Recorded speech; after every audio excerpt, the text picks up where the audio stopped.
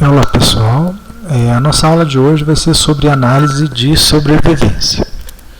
Bom, então o que é análise de sobrevivência? A análise de sobrevivência a variável dependente é o tempo até a ocorrência de determinado evento, né? Ou seja, que a gente chama de tempo de falha. Então, por exemplo, esse evento pode ser a morte do paciente, então a gente vai analisar o tempo até a morte do paciente.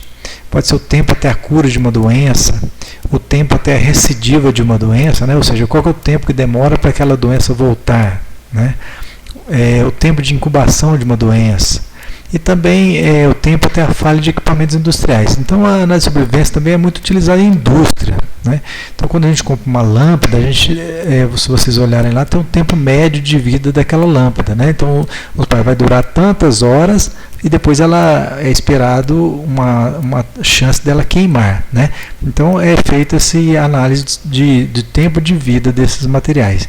Então ela é muito utilizada em indústrias, né? E também é bastante utilizada na área médica, quando a gente faz experimentos que é chamado de follow-up, que a gente segue um grupo de indivíduos durante um determinado período.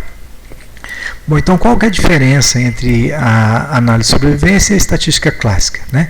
Na estatística clássica, a variável dependente é a própria ocorrência do evento, né?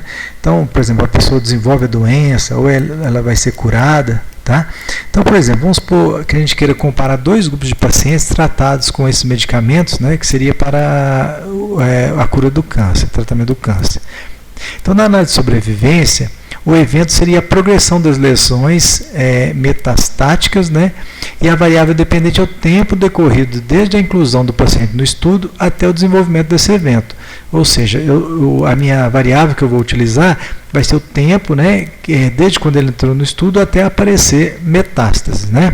Ver se elas progrediram ou não. Na estatística clássica, eu posso comparar as proporções das respostas dos dois tratamentos. Então, vamos supor, quem tomou esse medicamento aqui, 31% teve progressão das lesões.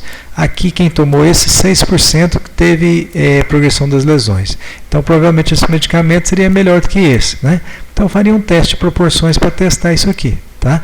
E na análise de sobrevivência, então, a gente usa esse tempo, eu vou trabalhar com esse tempo de ocorrência do evento, né? Então a gente tem algumas relações entre a estatística clássica e a análise de sobrevivência. Então na análise clássica, né, a gente trabalhando com algumas medidas de associação, a gente pode calcular o risco relativo, o odds ratio, né? Na análise de sobrevivência eu vou trabalhar com o chamado de hazard ratio, que seria o risco aqui também, tá? Na hora de apresentar os resultados, na estatística clássica, na análise clássica, né, a gente trabalha com tabela, gráficos de barras, histogramas. Na análise de sobrevivência, eu vou apresentar a tabela de sobrevida e a curva de Kaplan-Meier, né? Se eu quero comparar grupos, eu posso usar o teste T, a nova, Kruskal-Wallis, teste quadrado, e na análise de sobrevida o log-rank, teste, que nós vamos ver daqui a pouco. E também teste de significância para comparar grupos em análise multivariada, né? Na análise clássica eu posso fazer uma regressão multivariada e na na análise de sobrevivência eu vou utilizar a regressão de Cox. Bom, então por que surgiu a necessidade de utilizar essa análise de sobrevivência, né? Então, como a gente falou, em estudos longos períodos, né, chamado de follow-up, alguns pacientes não chegam até o final do tempo previsto, né? Então, vamos supor que eu vou seguir esses pacientes durante 2 anos. Então, às vezes, alguns pacientes mudam de local, ou eles, sei lá, morrem por outra causa que não seja aquela que eu estou estudando, né? Então, se fosse na análise clássica, dados que esses pacientes não estiveram todo o tempo de observação, eles seriam excluídos da análise, né? Porque eu não sei quanto tempo que ele levou para acontecer o evento. Tá? Então, às vezes eu estudei durante 2 anos e quanto tempo o paciente levou para morrer. Então, às vezes, alguns pacientes passou os 2 anos, eles não morreram ainda, né? Então, nesse caso aqui, eu teria que eliminar esses pacientes. Na análise de sobrevivência, os dados desses participantes serão aproveitados na análise final, mesmo que eles não desenvolveram um evento, que igual a gente falou no caso seria a morte, né? Que a gente chama de censura. Então, na análise de sobrevivência, eu aproveito todos os pacientes, sendo que na análise clássica, esse paciente que saiu, ele seria perdido, essa observação. Então, quais são as vantagens? Né? Então, ele permite a gente utilizar a informação de todos os pacientes até o momento em que desenvolveram o evento ou que são censurados. Né? É a técnica ideal para analisar respostas binárias, ter ou não ter a doença, em estudos longitudinais, né? Que se caracterizam por tempo de segmento diferente entre os indivíduos e perdas de follow-up. E também permite avaliar corretamente o ritmo que os eventos vão decorrendo nos diferentes grupos de estudo. Né? Então, eu consigo calcular vamos supor, o indivíduo masculino e feminino, qual que é a média de tempo que o masculino teve em relação ao feminino, né? Ou um grupo que tomou um remédio, um medicamento, tomou placebo, eu consigo determinar o comportamento desses indivíduos com o decorrer do tempo. Bom, então, vamos falar um pouquinho sobre censura. Né? Então, a censura é uma observação parcial da variável resposta, ou seja, o tempo de falha é superior ao tempo observado. Né? Então, eu avaliei durante 30 dias, o indivíduo foi falhar só depois de 30 dias. Então, eu não sei quanto que ele falhou, em 60 dias, um ano, então ele foi censurado. Tá? Na ausência de censura, a gente usa as técnicas clássicas para ter um valor ali. Né? Mas quando está em censura, né? Então quando que ela aparece? Então o pesquisador perde o contato com o paciente, né? Ele muda de cidade, ou ele não atende mais o telefone, não vai mais na consulta. Né? Às vezes o paciente morreu de causa diferente da doença que eu estou estudando, e o estudo terminou também e o paciente não desenvolveu aquele evento. Então eu perco esses dados também, então eu considero como uma censura. Tá? Aqui seria um exemplo de um conjunto de dados que eu vou trabalhar, fazer análise de sobrevivência. Né? Então, tem são os pacientes, aqui o tempo que eles ficaram no experimento até falhar. Por exemplo, esse aqui ficou 96 dias e não falhou, então é considerado como censura. Né? Eu posso também ter algumas covariáveis, como sexo, idade, depois a gente vai ver. Por exemplo, será que o masculino se comporta diferente do feminino? Né? Vamos supor, quem tem idade acima de 50 e abaixo de 50 tem um comportamento diferenciado, né? Então a gente pode utilizar isso aí na análise de sobrevivência. Bom, a censura tipo 1, o que seria? Isso aqui a gente chama de censuras à direita. Então, o tipo 1 é que os estudos foram finalizados após um período pré-estabelecido de tempo, registrando pacientes que ainda não falharam. Então, durante aquele tempo, o indivíduo que não falhou, ele é considerado como censura. Censura do tipo 2, eu vou finalizar após a ocorrência de um número pré-estabelecido de falhas. Então, por exemplo, sei lá, depois que falharem ou apresentarem uma doença, vamos supor que a falha seja desenvolver a doença. Depois que 10 indivíduos desenvolveram a doença, então eu vou terminar meu estudo. Tá? E censura aleatória, estudos em que o acompanhamento de alguns pacientes é interrompido por razão qualquer, que é diferente do que eu estou estudando, diferente daquela falha. Né? E alguns pacientes não falharam até o final do estudo. Então, resumindo isso aí, a gente tem um quadrinho aqui mostrando, né? Nesse primeiro aqui eu tenho os dados completos, ou seja, todos os indivíduos falharam até o final do estudo, né? Que é a bolinha preta. Aqui é tipo 1, né? Alguns indivíduos falharam e outros não falharam. Então, esse aqui é considerado como censura, que seria a bolinha branquinha aqui. O exemplo tipo 2, né, eles aqui foram censurados, é quando a gente tem um número mínimo de falhas, então já falhou tanto, então eu termino meu estudo. E aleatória, né, alguns falharam aqui foi censurado, então esse aqui foi a censura antes de terminar o estudo. Então talvez ele mudou de lugar, de cidade, né, ou ele morreu por outra causa que não seja o que eu estou estudando, então ele é considerado como censura. Censura à esquerda, então aqueles tipos que nós vimos agora foram censura à direita. À esquerda, então ocorre quando o tempo registrado é maior do que o tempo de falha. Então, por exemplo, a gente quiser estudar uma soropositividade de leptospirose numa comunidade. Então você faz o teste na pessoa e ela está com leptospirose. Só que aquela falha, ela foi antes, né, do tempo de registro, né? Então, o tempo de registro foi maior do que o tempo de falha. A falha ocorreu antes, ou seja, ela foi infectada antes do registro. Então, o tempo de registro é maior do que o tempo de falha. E intervalar ocorrem estudos em que os pacientes são acompanhados em visitas periódicas. Então, sabe-se apenas que a falha ocorreu em certo intervalo de tempo. Né? Então, eu visito lá a comunidade, faço o teste. Daqui 2 meses eu vou lá e faço de novo. Então, a pessoa está infectada. Então essa infecção ocorreu nesse intervalo de 2 meses. Tá? Então a gente chama de censura intervalar. Eu vou mostrar alguns dados aqui que a gente vai usar como exemplo. Né? Então aqui um estudo realizado com camundongos para verificar a eficácia da imunização para a malária. Então são 44 camundongos divididos em 3 grupos. E todos são infectados pela malária. O grupo 1 foi imunizado, né? Foi vacinado e eles, além disso, da malária, eles foram infectados com esquistossomose. O grupo 2 não foi imunizado e estava infectado pela malária. E o grupo 3 não imunizados, infectado pela malária e, além disso, infectado pela esquistossomose. Né? E aqui seriam os dados que a gente tem. Ó. Onde tem essa setinha, essa mais aqui, é que a gente considera como censura. Né? Então aqui tem um tempo em dias, né, que ocorreu entre a malária e a morte. Né? Então, por exemplo, esse aqui durou 7 dias, morreu. Esse aqui 8 dias, morreu. E assim por diante. Então esse grupo aqui, ó, esse indivíduo aqui, o estudo durou 30 dias e eles não morreram até 30 dias. Então eles ficaram mais tempo. Mas, sei lá, poderia morrer com 60 ou nem morrer, mas eu não sei quanto tempo ele levou, se morreu ou não morreu. Então eu considero como censura. Né? Todos os outros grupos aqui que não foram imunizados, eles morreram. Né? Então dá para ver que o tempo de vida aqui, ó, do grupo 3, principalmente, né, que é não imunizado e além disso infectado, o tempo de vida dele é menor do que esse e que automaticamente é menor do que esse aqui. Né? Um outro exemplo aqui seriam dados de hepatite. Né? Então foi utilizado lá, alguns indivíduos tomaram placebo e outros tomaram esteroide. Né?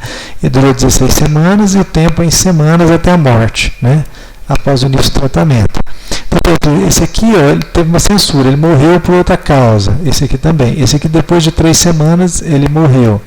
Esses aqui, ó, passaram 16 semanas, né, que era o tempo de estudo, e não houve falha. Então, eles são considerados como censura. Né?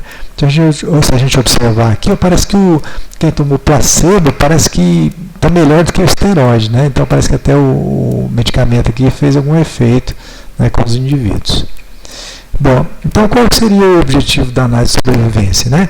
O principal é estimar a função de sobrevivência e a função taxa de falha. Então, por exemplo, qual que é a probabilidade de um paciente com AIDS sobreviver mais de 365 dias? Né? Ou mais formalmente, qual é a probabilidade do tempo ser maior que 365 dias? Né? Então, isso a gente consegue observar numa análise de sobrevivência. Qual é o risco de um paciente com AIDS vir a óbito após sobreviver 365 dias? Esse risco de morrer aumenta ou diminui com o tempo? Então a gente consegue estudar, responder essas perguntas com a análise de sobrevivência. Então, observando esse gráfico aqui, ó, a gente tem a falhas, né, taxa de falhas, e a gente vê que à medida que aumenta o tempo, essa falha vai aumentando. Né? Então, se a gente olhar aqui, ó, com 41,8 dias, né, 20% dos pacientes falharam. Tá? No caso, agora aqui é um gráfico de sobrevivência.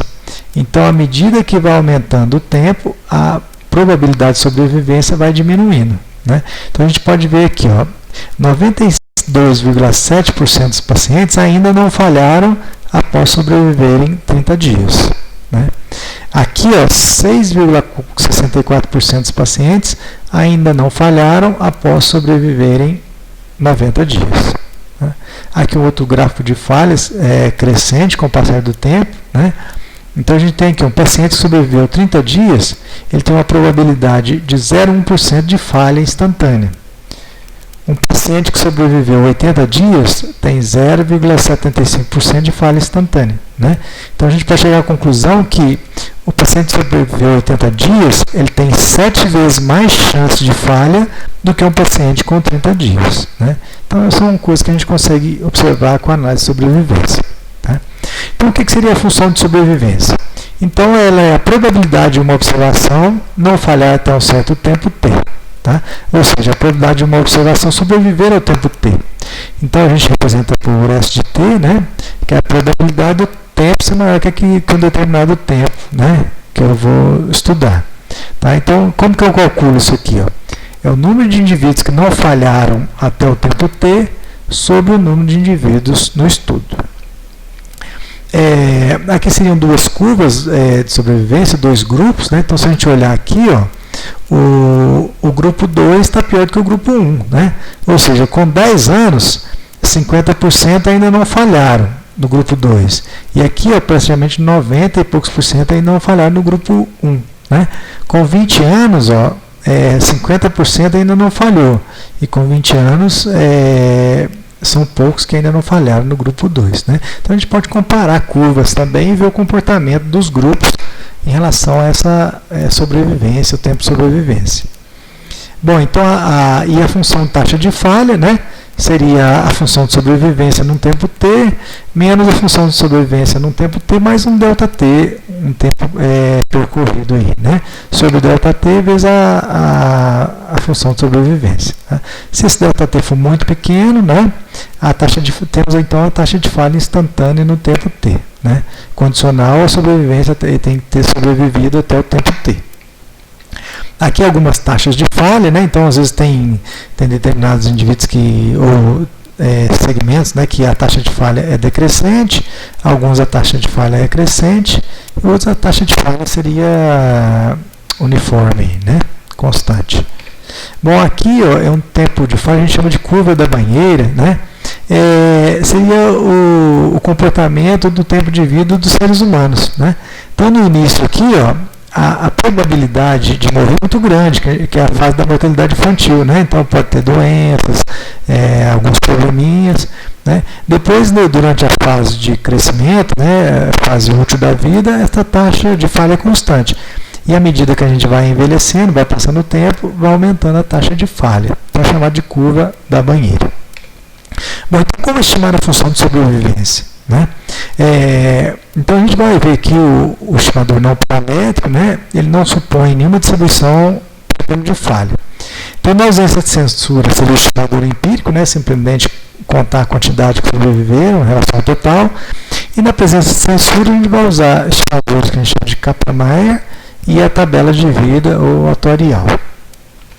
Bom, então vamos ver esse exemplo aqui. Nós temos 54 pacientes em relação ao tempo aqui, né? Então tem 2 aqui, 5 aqui e assim por diante. A gente somar aqui vai dar 54. Então qual que é a probabilidade de sobrevivência no tempo 400 horas, né? Então, ou seja, a probabilidade no tempo 400 seria indivíduos que não falharam até o tempo 400. Então esses indivíduos aqui ainda não falharam, o tempo 400 está aqui. Então se eu somar aqui eu tenho 21 sobre o total, né? Então é a função de sobrevivência, número de indivíduos que não falharam sobre o total de indivíduos. Em relação ao tempo 500, né? Então daqui para cá eu tenho 12 sobre 54, né? Então a gente pode dizer que 39% dos pacientes sobrevivem mais que 400 horas e 22% dos pacientes sobrevivem mais do que 500 horas. Bom, a gente pode estimar também a taxa de falha que ocorreu aqui no caso entre 400 e 500. Né? Então, ou seja, o número de indivíduos que falharam nesse intervalo sobre o total de indivíduos que ainda não falharam, né, até o tempo 400. Então, vai ser 9 dividido por 21. Né? Então, a gente pode dizer que a taxa de falha é 42,9% durante esse período aqui de 100 horas, né, ou 0,429% por hora. Tá? Então, a gente tiver 100 pacientes sobreviveram até 400 horas, espera que 57 deles, né, ou seja, 100 menos 43, sobrevivam mais de 100 horas. Né? Então, a gente espera que 57 sobrevivam mais 100 horas aqui, né, dos que sobreviveram pelo menos até 400 horas. Tá? Isso a gente pode resolver também aplicando a fórmula, igual a gente viu lá da taxa de falha. Né? Seria a função de sobrevivência no tempo 400, menos a função de sobrevivência no tempo 500, né, sobre essa diferença, que seria o ΔT, vezes a função de sobrevivência naquele tempo. Então vai dar 0,0429 por hora, é o mesmo resultado que a gente obteve aqui. Ó, tá? E fazendo isso para todos os intervalos, a gente tem as taxas de falhas em cada intervalo e a função de sobrevivência. Né? Então a sobrevivência vai diminuindo e a taxa de falha vai crescendo, é do tipo crescente. Bom, na presença de censura, então, a gente pode utilizar os estimadores que a gente vai ver da tabela de vida, né, e o estimador de Kaplan-Meier. Bom, então aqui um exemplo, pegando aqueles dados do placebo do esteroide, vamos considerar somente o esteroide. Então, como que eu vou calcular aqui? Ó? Então, no tempo zero, eu não tinha nenhuma falha, eu tinha 14 indivíduos, né? 1, 2, 3, 4, 5, 6, 7, 8, 9, 10, 11, 12, 13, 14. A probabilidade de morte seria 0 sobre 14, né? E a probabilidade de não morrer seria 100%. Tá? No tempo 1, o que aconteceu? Eu perdi 1, 2, 3, então teve 3 falhas aqui. Ó, tá? Eu ainda tinha 14 sobre risco, então a probabilidade de morrer no tempo 1 é 3 em 14. A probabilidade de não morrer é 0,786. Né? Então a gente, olhando isso aqui em termos de proporções, né? Probabilidade, né? A função de sobrevivência no tempo 0 é a probabilidade de sobreviver mais do que 0 aqui no caso, né? Então é 1, 100%. A probabilidade de sobreviver ao tempo 1, né? É a probabilidade de sobreviver no tempo 1 e o tempo ser maior ou igual a 0, né? Ou seja, a probabilidade dele sobreviver no tempo 1 dado que ele sobreviveu ao tempo 0, né? Vezes a probabilidade do tempo ser maior que 0. Então, é aquela probabilidade condicional. Tá? Então, na verdade, vai ser essa probabilidade aqui vezes a função do tempo 0, função de sobrevivência. Então, vai ser essa probabilidade aqui, que seria isso aqui, né? Vezes 1, vai dar 786. No tempo 5, o que eu tenho aqui? Eu tenho uma falha aqui. Tá? Só que agora eu tenho quantos sobre risco? 1, 2, 3, 4, 5, 6, 7, 8, 9. A probabilidade de morte é 1 sobre 9 e de não morte seria 8 sobre 9. Tá? Então, qual seria a função sobrevivência no tempo 5? Então, seria 0,786 vezes 0,88, eu tenho 0,689. Né? Ou seja, a probabilidade dele sobreviver no tempo maior ou igual a 5, dado que ele sobreviveu no tempo 1, que seria isso aqui, vezes a função sobrevivência do tempo 1. Tá? Então, o procedimento para obter a estimativa de Kaplan-Meier envolve uma sequência de passos em que o próximo depende do anterior. Né? Então, a expressão leva essas condições, né? O tempo 1 tem que ser menor do tempo 2, assim por diante. Esse D aqui seria o número de falhas, né? E N o número de indivíduos sob risco, né? Ou seja, os indivíduos que não falharam, não foram censurados até aquele instante. Tá? Então, jogando isso aqui na forma, então seria o produtório lá, né? De 1 menos a taxa de falha lá. Tá? Então, no caso do esteroide lá, a gente já mostrou, seria o anterior vezes o posterior lá. Né? Para o placebo foi feita a mesma coisa, tá? O mesmo tipo de cálculo. Né? Então, a gente pode ver isso aqui, a curva de sobrevivência deles. Ó.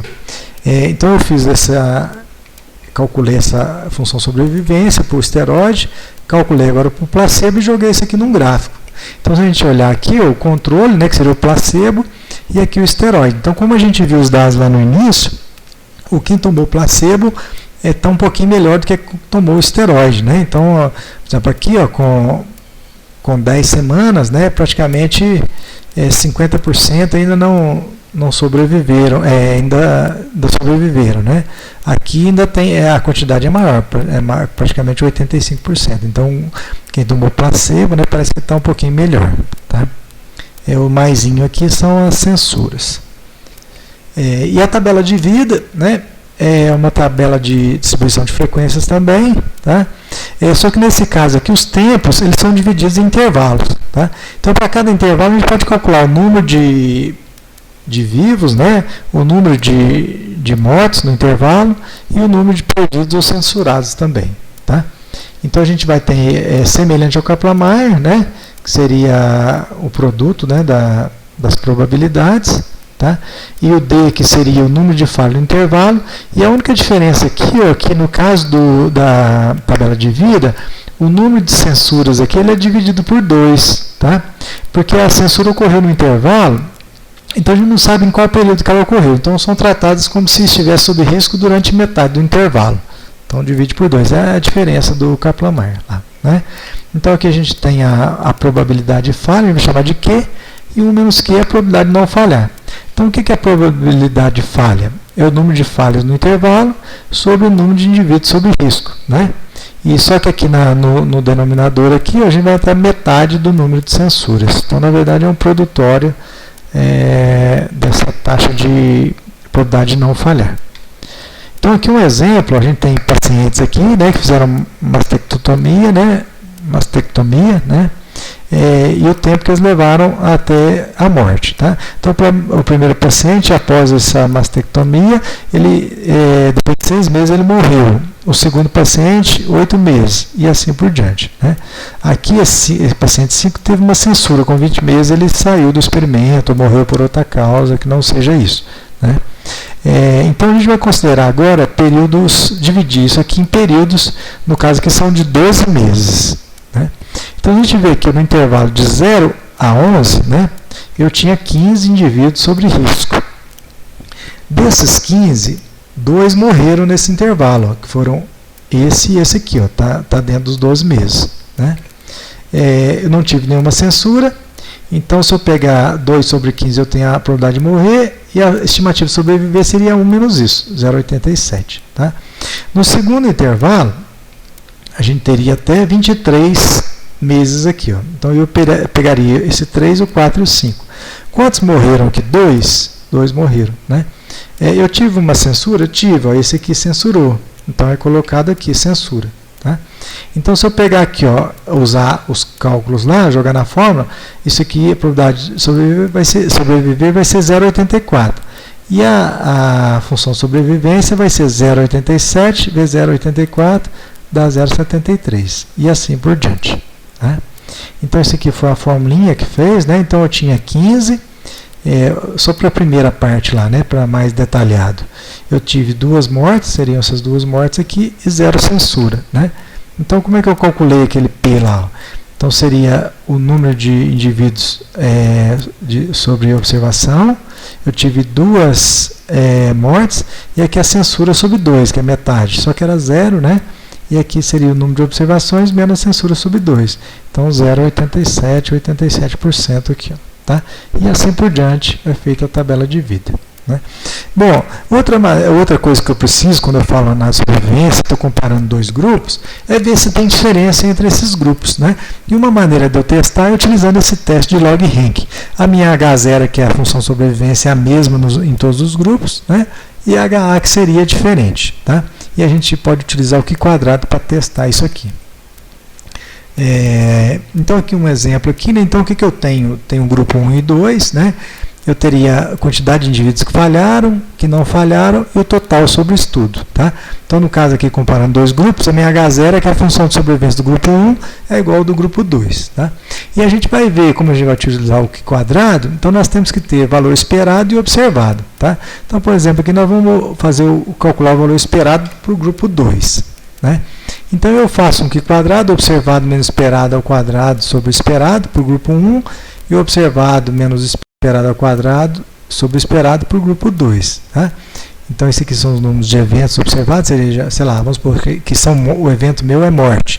Então seria o número de indivíduos que morreram em cada grupo, né?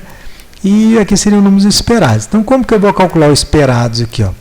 Seria o número de indivíduos daquele grupo vezes o número de falha sobre o número total. Eu vou calcular isso aqui para cada tempo de falha e depois vou fazer o somatório disso. Né? Vamos ver no exemplo como fica aqui. Ó. Então nós temos aquele exemplo lá do placebo e esteroide. Né? Eu considero tudo aqui como se fosse uma amostra só, né? Só que eu separo aqui. Então, por exemplo, 1 e 1 foi que tomou o tratamento 2. Né?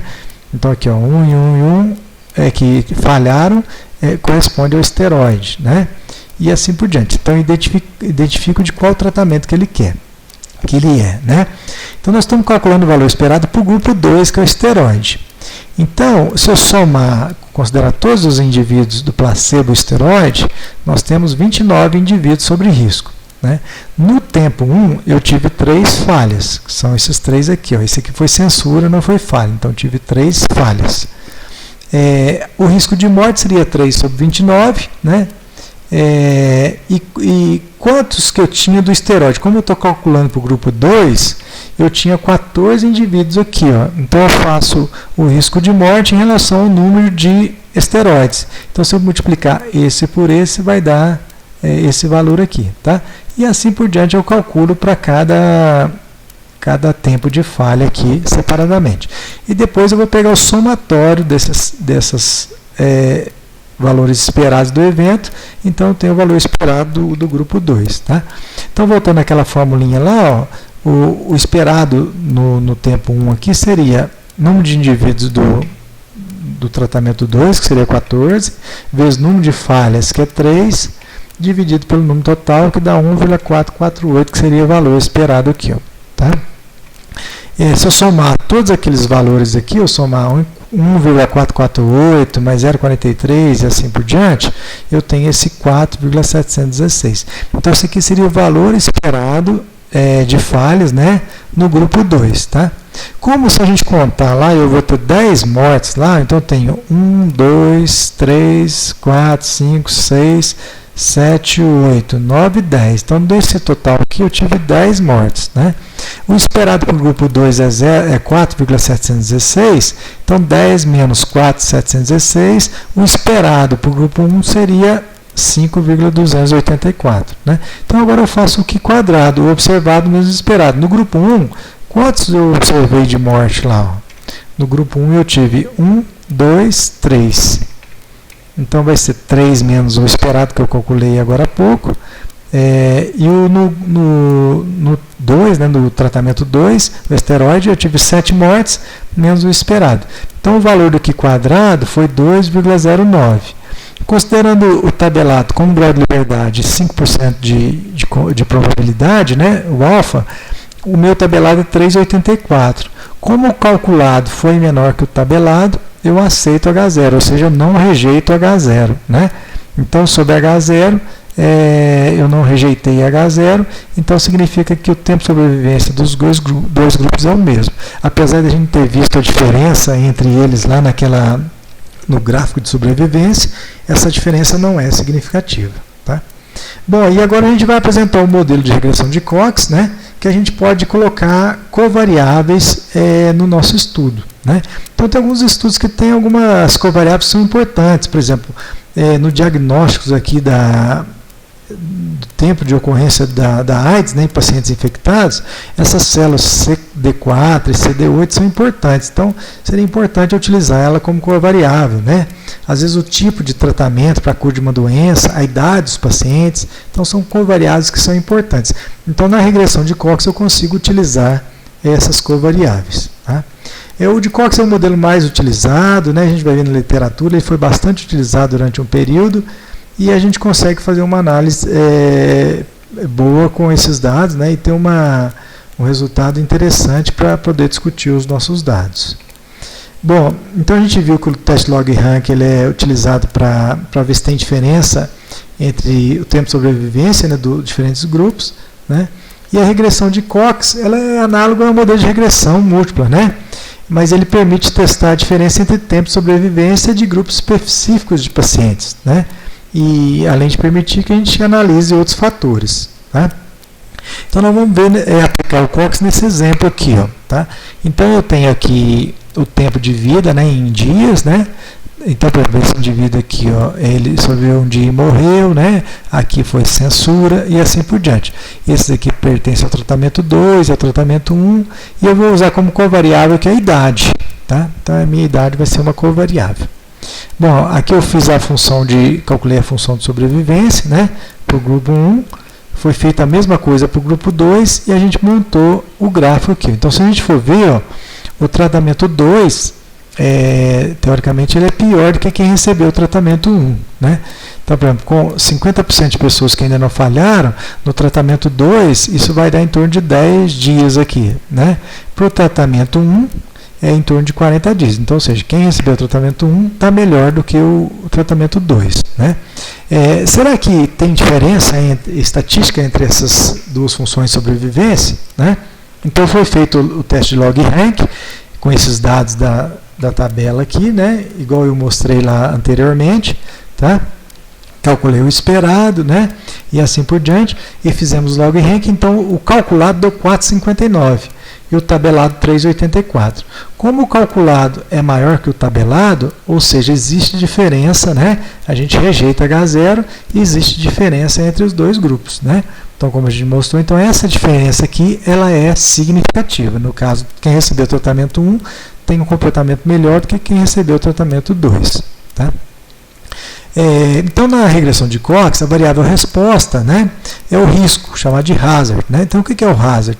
É a probabilidade de morte, dado que o paciente sobreviveu até aquele tempo. Né? Ou seja, é o risco de morte naquele momento.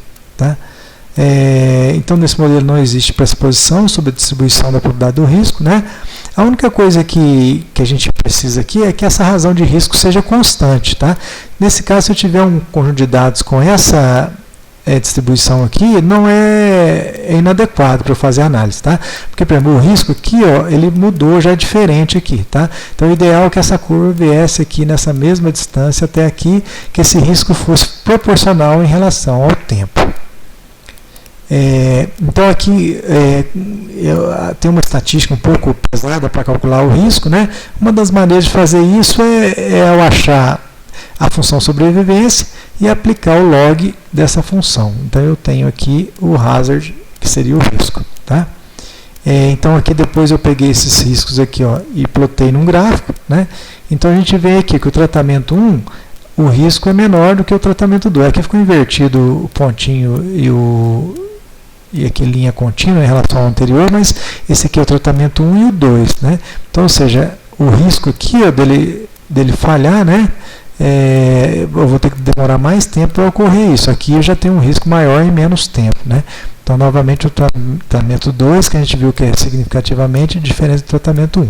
O risco aqui é maior do que aqui, o risco de falha. Né? Então, como que a gente interpreta os coeficientes aqui do Cox, né, do modelo de Cox? É semelhante ao que a gente viu na análise de regressão logística. Né? Então, seria o exponencial do beta, que me dá aqui uma razão de falhas. Né? Então, o exponencial disso aqui seria a probabilidade do indivíduo representar aquela falha. Né? Então, por exemplo, suponhamos que X seja uma covariável dicotômica, indicando pacientes hipertensos. Então, ele é hipertenso ou não é? Né? Então, a taxa de morte entre os hipertensos vai ser o exponencial de beta vezes a de pacientes com pressão normal, mantidas fixas as outras variáveis. Né? Então, considerando as outras variáveis constantes, a chance dele sofrer falha seria o exponencial de beta. Tá? Então, aqui aplicando para esses dados que nós estamos estudando, a gente viu como covariável tratamento e idade. Né? Então, foi feito o modelo de Cox. Então, eu tenho o coeficientes beta aqui e aqui o exponencial de beta. Né? O tratamento não foi significativo, está bem em cima do limite, só que a idade foi significativa. Né? Então, como que eu interpreto isso aqui? Ó? Então, uma pessoa que recebeu o tratamento 1, ele tem 0,152 mais chances de morrer do que um paciente que recebeu o tratamento 2, considerando a mesma idade. Né? Então, ou seja, como aqui é menor que 1, ó, isso aqui é um fator de proteção. Né? Então, o tratamento 1 ele tem 0,15, ele tem menos chance de morrer do que quem recebeu o tratamento 2. Tá? Agora, olhando esse aqui da idade, o exponencial de beta, um paciente que tem 1 ano de idade a mais que outro paciente, né, ambos recebendo o mesmo tratamento, ou seja, mantendo o tratamento constante, ele tem 1,247 mais chance de morrer do que o outro. Né?